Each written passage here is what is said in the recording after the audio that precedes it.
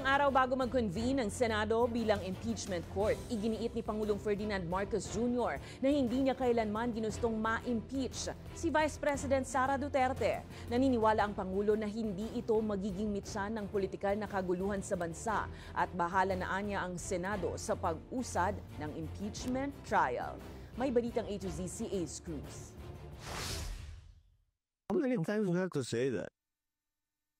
I didn't want impeachment.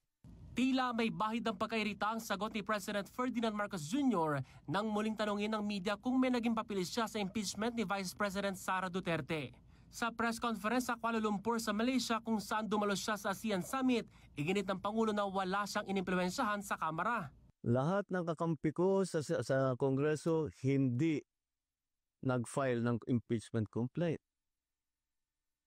Yung mga nag-file ng impeachment complaint, hindi mo masasabing kaya kong utusan o pagsabihan na ito yung gagawin mo. Magugulit ang mismo si Presidential Son at Ilocos Norte Congressman Sandro Marcos ang unang pumirma sa ika-4 na impeachment complaint laban kay Duterte.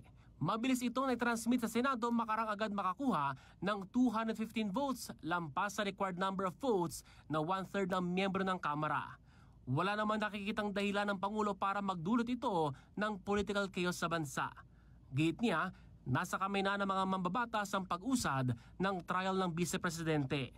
The legislators, the senators and the House are going to decide on how to handle it. I don't think that they've made any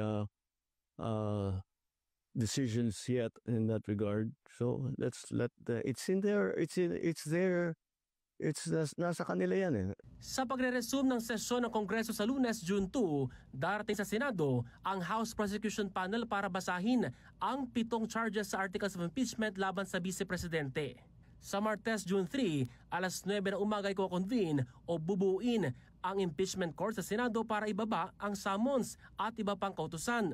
Manunumpa rin ang incumbent senators bilang senator judges. Sa July 30, ang opisyal na pagsisimula ng trial proper ng Vice Presidente kaugnay sa mga akusasyon ng culpable violation of the Constitution, bribery, graft and corruption at iba pang high crimes. Para sa Balitang A to Z, Ace Cruz.